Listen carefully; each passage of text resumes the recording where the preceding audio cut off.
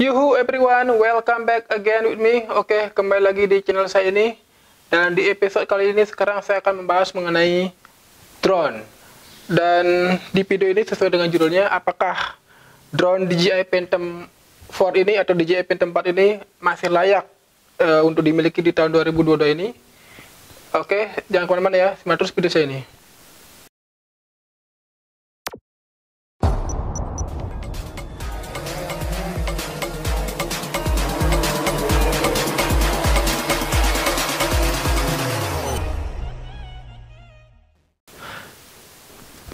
Oke, langsung saja ke pembahasannya. Ya, seperti yang kalian tahu, ini merupakan DJI Phantom 4. Ini adalah varian standar, karena DJI Phantom 4 ini ada banyak serinya. Ada yang varian standar, ada yang advance, ada yang pro, ada yang RTK, multispectral, dan lain sebagainya. Saya juga tidak hafal ya. Mungkin kalian bisa cek sendiri di Google. Dan ini merupakan drone rilisan tahun 2017 atau 2018. Dan ini merupakan drone dengan bodi yang sangat cukup besar ya. Tapi tidak sebesar DJI Inspire sih. Akan tetapi pertanyaan adalah apakah drone Phantom 4 ini masih layak dimiliki di tahun 2022 ini? Oke, kita mulai dari segi luarnya dulu ya. Oke, dari segi desain. Ya, sesuai dengan namanya Phantom, seperti Phantom 1, Phantom 2, Phantom 3, dan Phantom 4, generasinya sama, yakni berbentuk X atau apa ini namanya, tanda tambah, dan seperti bintang ya.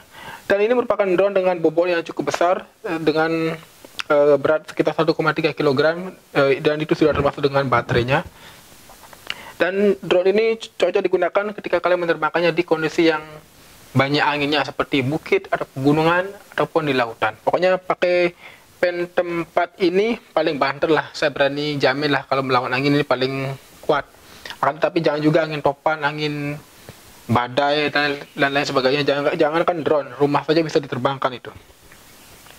Ya, dari segi warna ini ada warna putih. Dan jika kalian menerbangkannya di langit pada siang hari, mungkin akan agak sama-sama ya, karena bentuknya mirip-mirip dengan awan. Dan dari segi desain, drone ini cukup besar ya. Apabila kalian menggunakannya untuk bepergian, kalian memerlukan sebuah tasnya, dan di paket pembelian juga ada sebuah tasnya. Nanti saya akan juga tunjukkan tasnya bagaimana. Dan ini merupakan drone, kalau dibilang traveler sih bukan ya, karena bentuknya yang sangat cukup besar.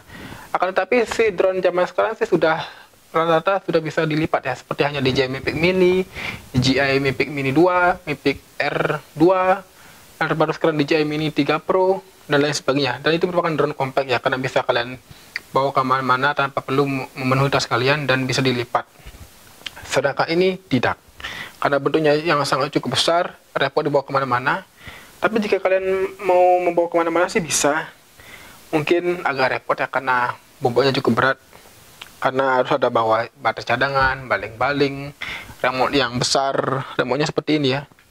Ini merupakan remote dari DJI Phantom 4 Obsidian, karena remote yang aslinya sudah rusak, jadi saya harus membelinya yang baru, dan saya harus menggantinya dengan remote ini, dan ternyata bisa terlinkingkan dengan drone Phantom 4 standar ini. Dan dari segi remote pun ini sangat cukup besar. Tidak seperti Mavic Air, Mavic Pro yang lebih ringkas, ini cukup besar dan cukup berbobot. Dan bisa dilihat ini, kalau kalian pegang cukup terasa beratnya, tapi baterainya sudah cukup besar ini, 6000 mAh. Jadi kalian bisa menggunakannya selama sekitar 1 minggu masih kuat ini. Dan dari drone-nya sendiri pun cukup besar ya. Dan itu dari segi desain ya. Oke, yang kedua dari segi kamera ya. Drone Phantom 4 ini, Phantom 4 standar ini menggunakan kamera dengan kekuatan sensor 1,5 inci dengan kekuatan 12 megapiksel, dan sudah mendukung hingga 4K. Akan tetapi saya tidak pernah menggunakan resolusi yang terbesar ya. Walaupun ujung-ujungnya saya nanti edit jatuhnya ke Full HD, saya lebih suka menggunakan Full HD yang 60 fps, karena di sini banyak ada pengaturannya ya. Dan dari segi kamera pun ini sangat cukup bagus, sudah sama-sama 3 aksis. Jadi Jarang sih saya mendengar keluhan gimbalnya ini bermasalah, kecuali crash. Nah, kalau crash itu kan beda itu. Nyangkut, tabrakan, jatuh. Kalau ini sih saya jarang ada menemukan keluhan di gimbalnya yang bermasalah kalau untuk Phantom 4 ini. Kecuali mengalami kecelakaan drone-nya, itu sih ya di luar kewajaran sih. Dari segi kamera cukup bagus ini. Akan tetapi jika kalian mau yang bagus, ada lagi Phantom 4 Pro, mana resolusinya sudah 20 megapiksel, sedangkan ini masih 12 megapiksel. Dan dari segi belakang kamera ada sebuah sensor ultrasonic untuk terbang di indoor atau vision positioning system. Ada juga sensor anti tabraknya di bagian depan saja untuk yang varian standar. Tetapi untuk varian yang pro sudah dilengkapi dengan 4 sensor yang depan, belakang, kiri, kanan. Sedangkan ini hanya baru satu sisi saja, pada bagian depan saja. Oke, saya lupa ngomongin masalah baterai ya. Ya, baterainya cukup besar ya. Ini baterainya sekitar kapasitasnya 5350 mAh atau 15,2 volt. Jadi baterai ini sudah cukup besar dan ribet ya, gendut baterainya ini. Berbeda dengan Phantom 3 berbeda dengan DJI Phantom 3 standar atau Pro. Ini jauh lebih berbobot. Ini ngomongin soal baterai, saya punya pengalaman ini. Ketika saya menggunakan drone ini terbang, saya menghabiskan waktu sekitar 17 menit. 17 menit hingga baterai ini mencapai 22%. Jadi saya tidak pernah menerbangkannya sampai benar-benar 0% sih. Tapi 17 menit itu sudah cukup lumayan sih. Akan tetapi kalau kalian merasa kurang, kalian bisa membeli baterai cadangannya. Dan tetap saja untuk DJI Phantom 4 ini memiliki harga baterai barunya cukup mahal ya, sekitar 2,7 juta atau seharga seperti kalian mau membeli HP baru.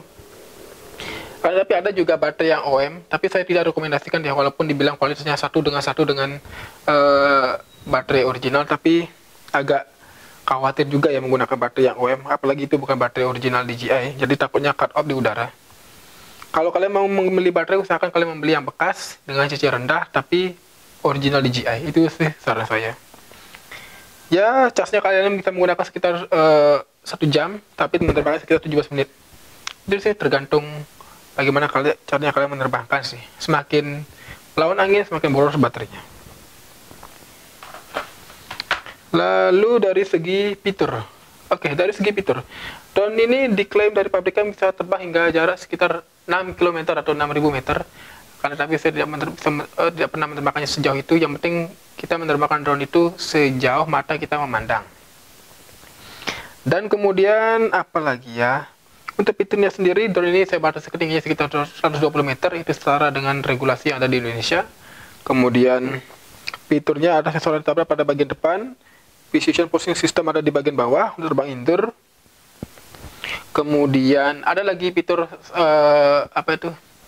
seperti follow me, point of interest, active track, tap to fly, waypoint, dan lain sebagainya. Itu merupakan fitur tambahan. Tetapi belum ada fitur seperti asteroid, apalagi fitur-fitur seperti halnya di DJI Mavic R2, DJI R2S, DJI Mavic 2 Pro ya, karena berbeda tahunnya ya, jadi fiturnya tidak selengkap dengan drone kekinian. Tapi saya merasa sih itu sudah cukup bagus ya, tidak harus sama ya, karena mungkin karena perbedaan tahun.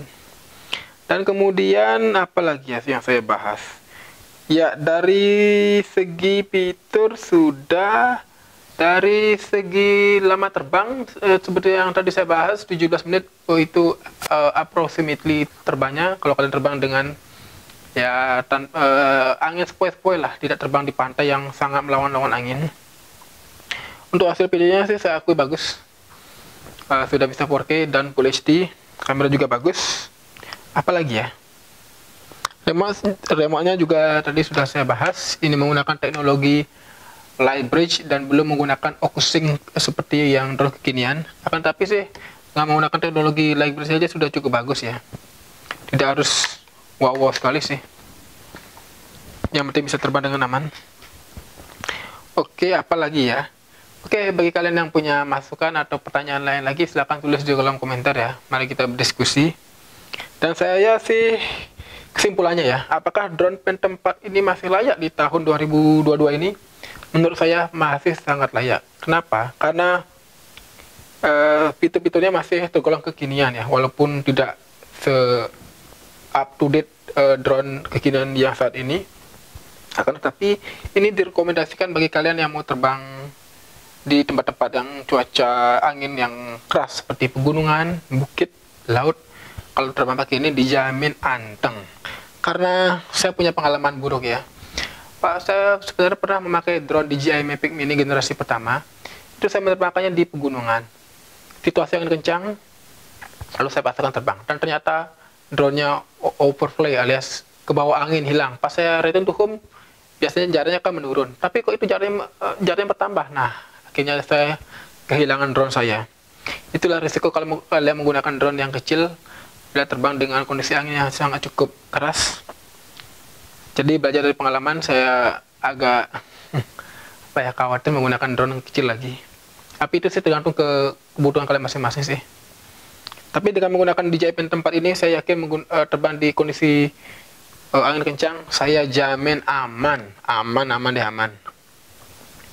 Oke, itu saja hasil hasil bincang-bincang ya mengenai drone Phantom 4 ini, apakah masalah atau tidak di tahun 2022 ini.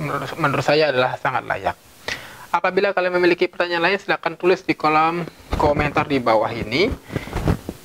Jika kalian suka video ini, jangan lupa like dan serta berikan komentar kalian, dan jangan lupa di subscribe. Saya Wayan Wijanto, pamit undur diri dan bye bye. Salam satu langit.